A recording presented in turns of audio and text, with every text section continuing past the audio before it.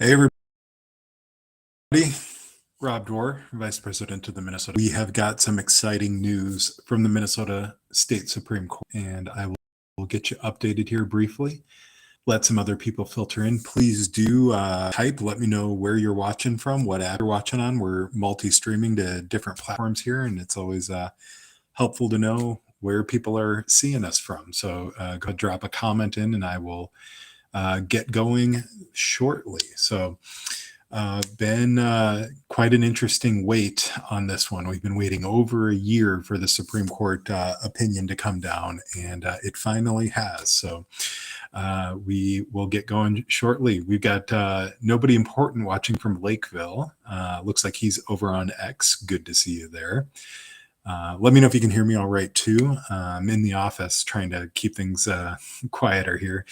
Dawn from Fergus Falls watching on Facebook. Thank you very much, Dawn. Good to see you here as well. I will jump into things here shortly, but been a very long wait on this case from the Minnesota Supreme Court. Over a year we've been waiting for this, and this has to do anybody who owns firearms, particularly if you own a firearm made before 1968, or if you have privately manufactured your firearms, this opinion is going to matter to you. We'll let some more people filter in here across the apps. Only had 2 people check in, so that doesn't give me a lot of hopes here. Do just type in a quick check-in. Let me know where you're watching from, and I would appreciate it. Cass from Texas checking in. Good to see you there as well. Engineered Defense Company in Farmington. Oh, good to see you over on X as well. I appreciate you guys. We will jump into this here shortly. Yeah, been a long wait on this one, and I'll foreshadow it here. A favorable result, not a perfect result, but a favorable result for you peaceable gun owners.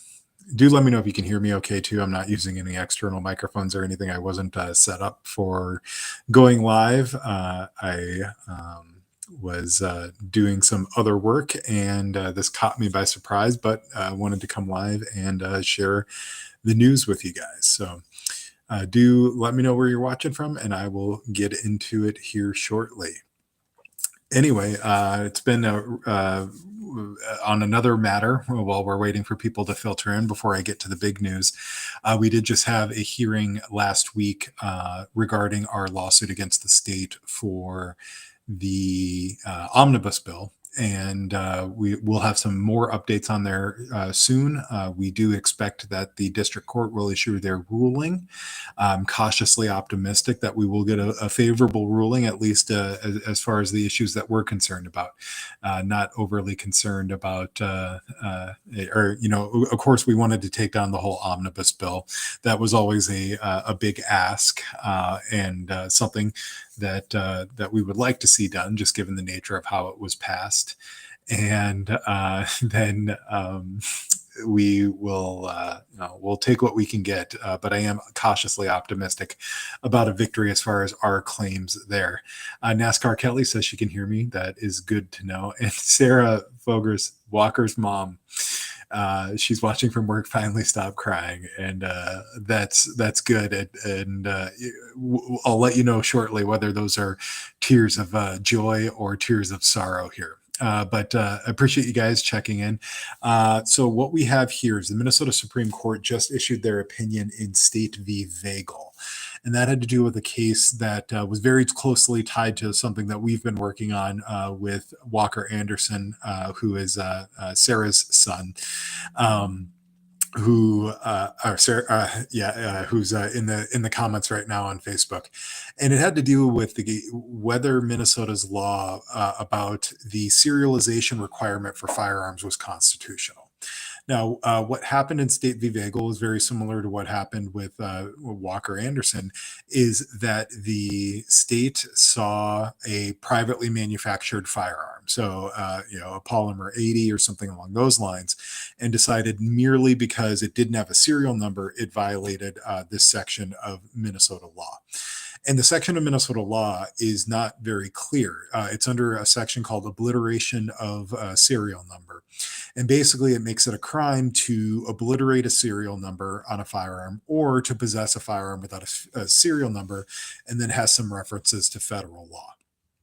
Now, what this county of Anoka was arguing, and this is who was prosecuting this, was that any firearm without a serial number was illegal in the state of Minnesota, and that you couldn't possess it. So this would include privately manufactured firearms, so things like your Polymer 80 or anything like that, but it would also include uh, pre-1968 firearms prior to the Gun Control Act of 1968 that did not have a serial number. So the county of Anoka and the state was arguing that uh, any firearm manufactured without a serial number, including firearms that were manufactured before 1968, were illegal in Minnesota to possess.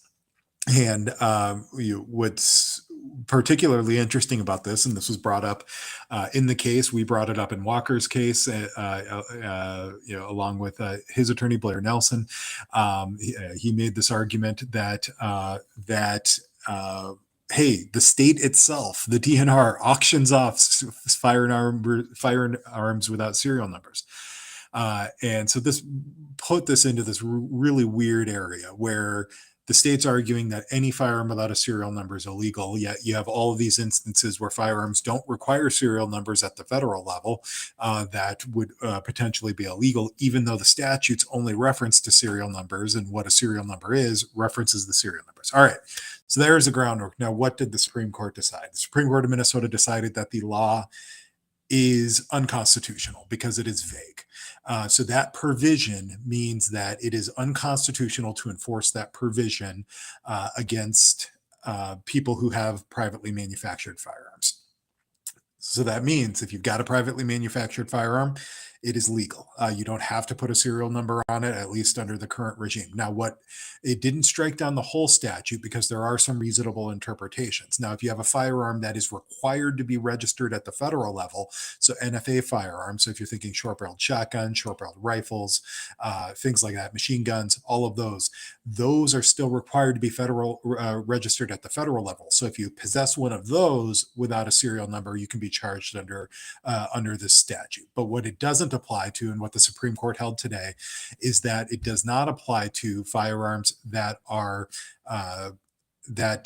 privately manufactured or before 1968 that aren't required by the federal government to have serial numbers. And Justice Thiessen wrote for the majority, very, very good opinion that basically said it establishes a trap where it tells you have to have a serial number, but then the statute doesn't tell you what the serial number has to be. Now, the Chief Justice Hudson and Justice Procaccini were in dissent in this, and they basically just said, well, hey, the dictionary has a definition of what a serial number is, so we can just apply that.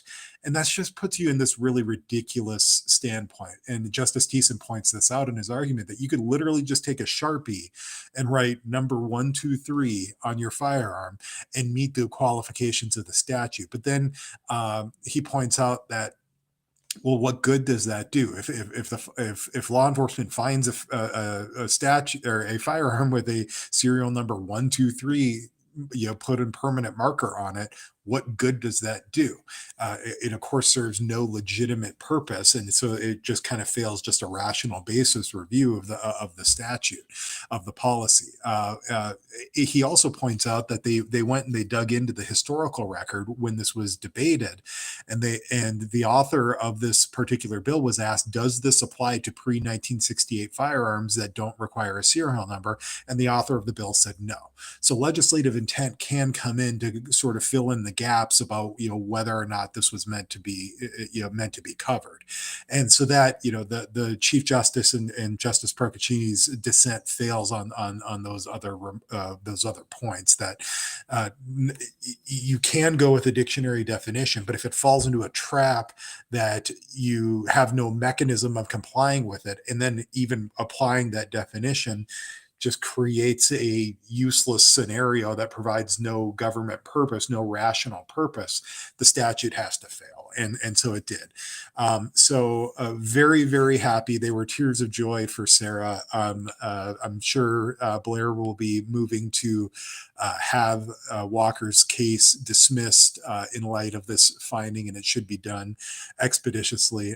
I certainly have some clients here in the office that will benefit from this as well, when they're just being charged with possessing a homemade firearm.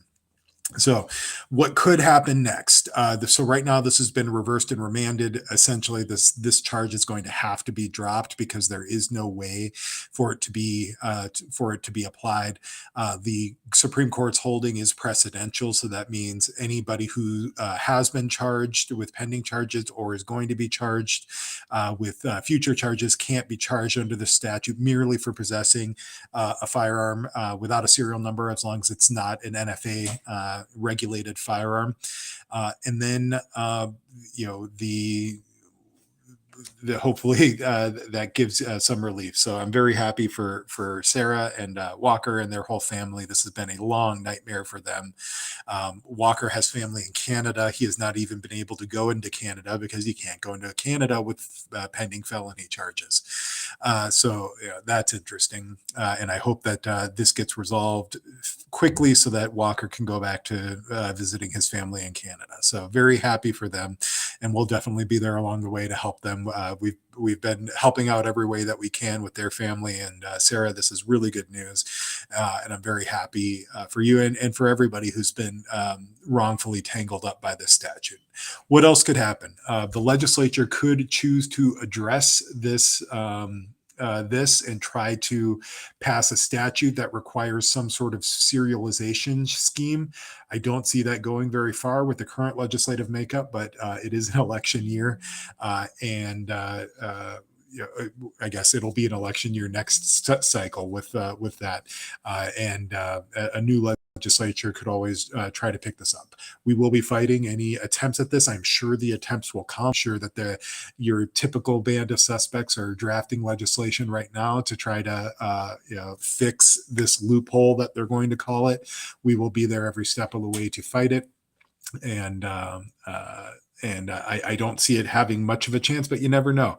It's a very slim majority. All they need is to peel off a couple of people, Republicans who are soft on gun rights, or any of those types of people to get this through. You never know what's going to happen there. And then, I think there was one other question that popped up is, what does this have to do with the Court of Appeals opinion the other day that had to deal with the constitutionality of this? Not much, really. So the Supreme Court of Minnesota specifically punted on the constitutionality question. They really narrowly focused in on the serial number provision and whether that is enforceable or whether it's void for vagueness. And they found that it's void for vagueness as applied to these types of firearms. Now, the other opinion held that the entirety of the statute was constitutional. There was a Bruin challenge to that statute. They held that was constitutional. Now, that being said, I don't think it's particularly constitutional. There's nothing in the history of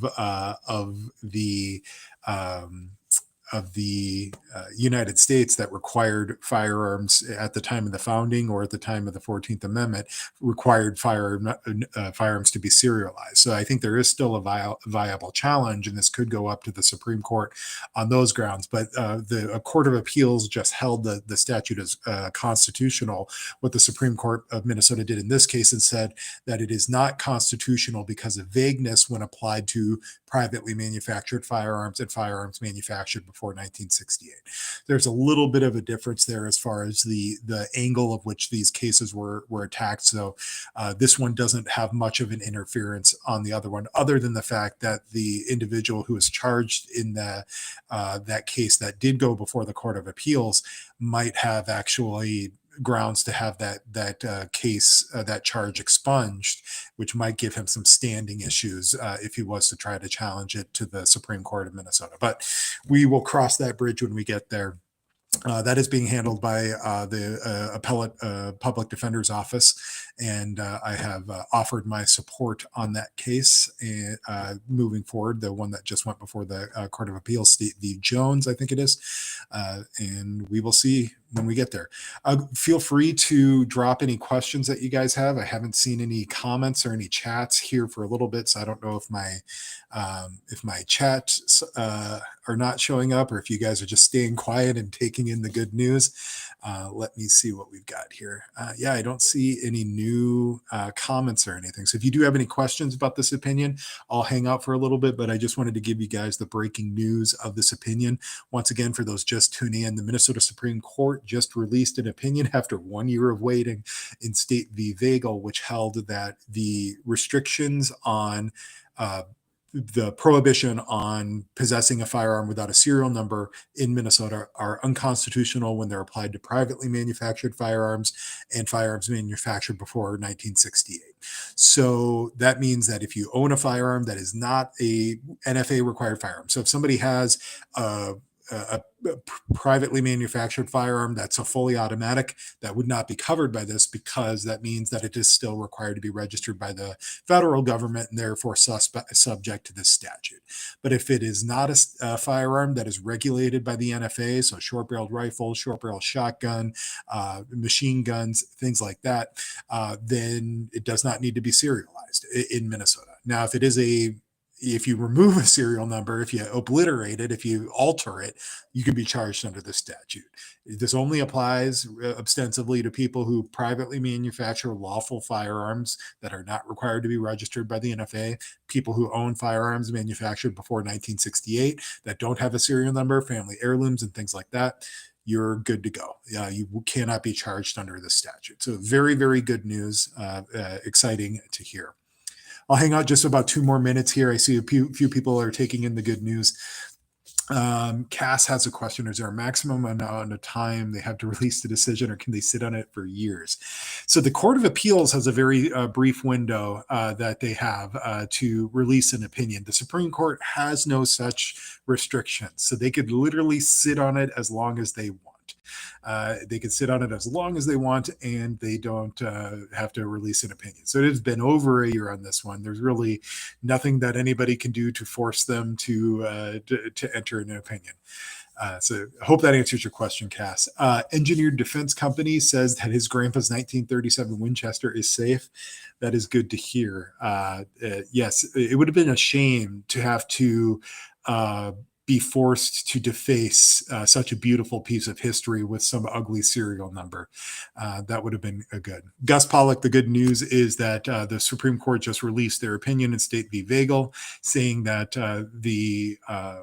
applying the state statute about requiring serialization of firearms to non-NFA items is unconstitutional. So if you own a privately manufactured firearm that does not require NFA registration, so think short-barreled shotgun, short-barreled rifles, machine guns, and it is, or if it's a pre-1968 firearm that doesn't have a serial number, you can own it lawfully, you can possess it lawfully, you can carry it lawfully. The statute does not apply. Now, these do take time.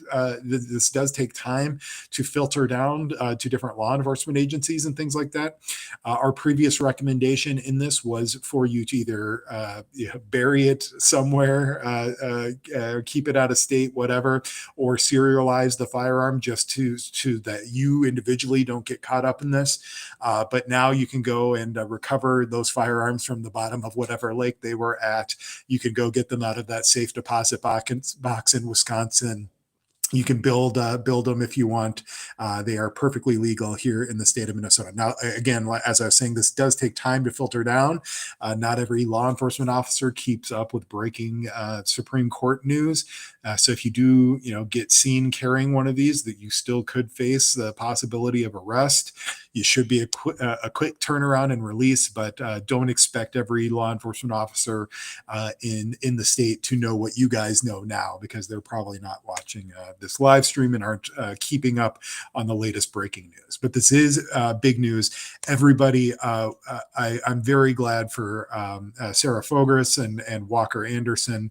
They are They have been dealing with this for a couple years now, and it has been a long slog.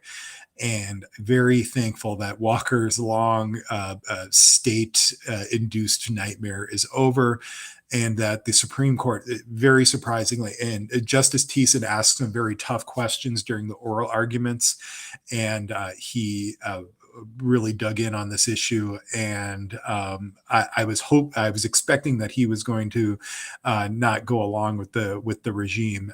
The majority of the court agreed with him. Very, very disturbing dissent from the Chief Justice Hudson and Justice Procaccini, who think that if you can just substitute vagueness with no actual path to compliance with a dictionary definition.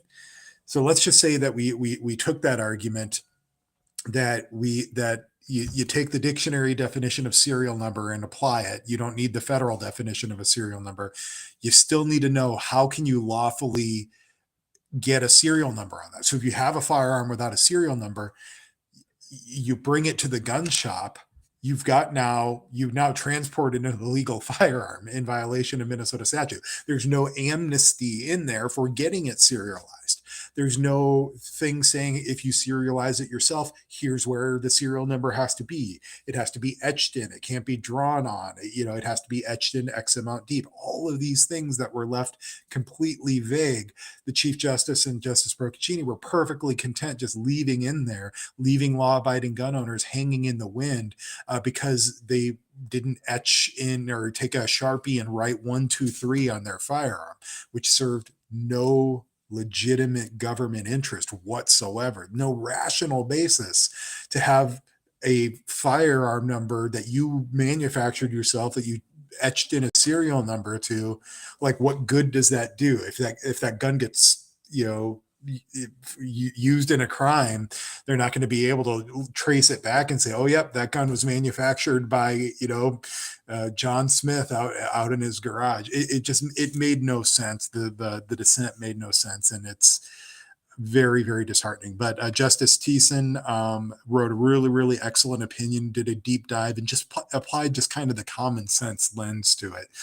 And I did like that he pointed out and provided screenshots too in the opinion that even the DNR has been selling firearms without a serial number that they've confiscated. So if you're going to hold law-abiding Minnesotans accountable, then you better hold the DNR accountable for trafficking in illegal firearms. So I did. Sarah said that he called the AG's office to ask how to serialize a firearm, and they probably told you that they couldn't provide legal advice, right? They told you to pound sand. I'm sure the answer was, we can't provide legal advice, which is kind of laughable, because they had provided no guidance. If only Palmerides were still in business. There's others out there. You strike one down, 3 more take its place, right, Mead Monkey? All right, guys, I don't see any other questions there. I'm going to get back to work here, but I really appreciate you guys. Thank you guys for tuning in. Do me a favor here, but in our last minute or two down here, just write a comment in on whatever platform that you're on. That's going to help boost exposure and get this out there. And then please, please, please share this video to all of your groups, to retweet it or re-exit, repost it, whatever they call it. Share it to your gun clubs, to your different groups that you're on Facebook. Help us get this out there. We know that we're being suppressed on different platforms, so you sharing it yourself helps us break through that and get out to more eyes for people who need to hear this good news. So that's it for me. If you guys could do all of that, I would greatly appreciate it. But thank you guys again for tuning in. We will keep you guys updated on our lawsuit against the state right now for the Omnibus bill. We expect something to happen soon, and then there's always stuff in the pipeline. So stay tuned. And if you appreciate the work that we do, please do consider a membership donation. All of that helps us keep the wheels going here and keeps the ink in the lawsuit printer fully stocked, so that we can keep suing the government when they're infringing on your rights. So appreciate you guys.